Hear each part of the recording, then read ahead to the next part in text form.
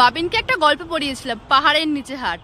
আর এখানে হচ্ছে পাহাড়ের নিচে ভুট্টা ক্ষেত, পুরো লং, যতদূর দেখতে পাচ্ছ ততদূর পুরো ভুট্টা ক্ষেত আর ভুট্টা ক্ষেত। সেখানে ভুট্টা অবশ্য হয়নি, শুধু গাছে মানে ফুল এসেছে সবে। আর এই যে পাহাড়টা, এটা হচ্ছে মার্বেলের পাহাড়, পুরো চকচকে সাদা। আমি জানি না ফোনে কেমন বোঝা যাচ্ছে, মানে পুরো চকচকে সাদা। বাট এখান থেকে মার্বেল তুলে নিয়েছে, এখান থেকে মার্বেল তোলা শেষ হয়ে গেছে, বছর 3 হয়ে গেছে। আমি এখন পুরো মেইন রোডে রয়েছি, এখান থেকে এখন বাস স্ট্যান্ডের দিকে যাচ্ছি টুকটুক করে হেঁটে হেঁটে। যা রোদ বেরিয়েছে, 2-3 দিন ধরে ব্যাঙ্গালোরের বুকে আমরা এখনো দেখতে পাইনি যে সূর্য বেরিয়েছে। আর আজকে সূর্য এমন ভাবে বেরিয়েছে ছাতা মাথায় দিতে হচ্ছে।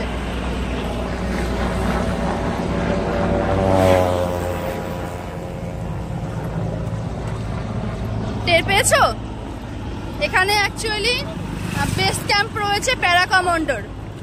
এখান থেকে আই থিঙ্ক 500 মিটার হবে। এখানে সমস্ত এয়ারফোর্সের গাড়ি, তারপরে 20-25টা মতো হেলিকপ্টার আর জেট বিমানগুলো হয়। এখন তো বাই বাস যাব আমরা, যদি বাসে দাঁড়িয়ে থাকি দেন আমি তোমাদের দেখাতে পারবো। পুরো লাইন দিয়ে দাঁড়িয়ে থাকে, এখানে বেস ক্যাম্প রয়েছে সেখানে। মানে এমন জায়গা, আমাদের কলেজটা না দুর্দান্ত প্লেস, দুর্দান্ত। শুধু আমাদের রুমের থেকে একটু বেশি দূরে হয়ে গেছে, এটাই প্রবলেম, আর কিছুই না।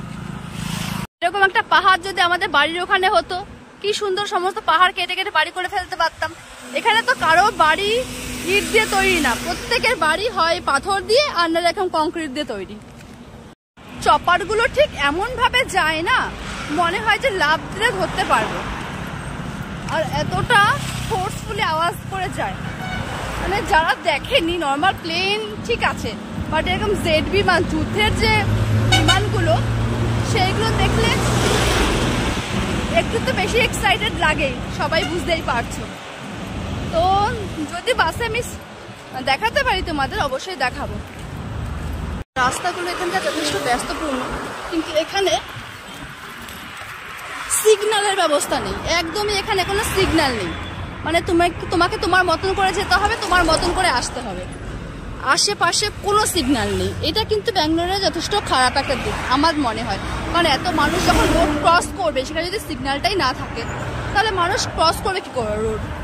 ওই যে বাসগুলো, ওই বাসগুলো করে আমাদের যেতে হবে। খুব অ্যাভেলেবেল বাস, 5 থেকে 10 টাকা করে ভাড়া। বাসে উঠে গেছি, উঠে কন্ট্রাক্টরকে বললাম কোথায় নামবো, এলেঙ্কা মোড়ে নামবো। সে বুঝতেই পারলো না, তার ভাষা আমি বুঝতে পারলাম না। তো কিছু করার নেই, ওই যে দূর থেকে দেখতে পাচ্ছ ওটা হচ্ছে প্যারা কমান্ডো বেস। বাট আমি বাসের মধ্যে আবার রং সাইডে বসেছি, তাই তোমাদের ভালো করে দেখাতে পারছি না। সাইডে ওয়ালটা রয়েছে, সেটা অনেক উঁচু, মানে ওলা গাড়িতে করে গেলে, বাইকে করে গেলে সাইড থেকে কিছু দেখা যায় না, শুধু বাসে থাকলে পারে তখন একটু দেখা যায়। তোমরা বুঝতে পারছো কিনা জানি না, আমি লাইন দিয়ে দেখতে পাচ্ছি 10 থেকে 20টা মিনিমাম হেলিকপ্টার দাঁড়িয়ে রয়েছে।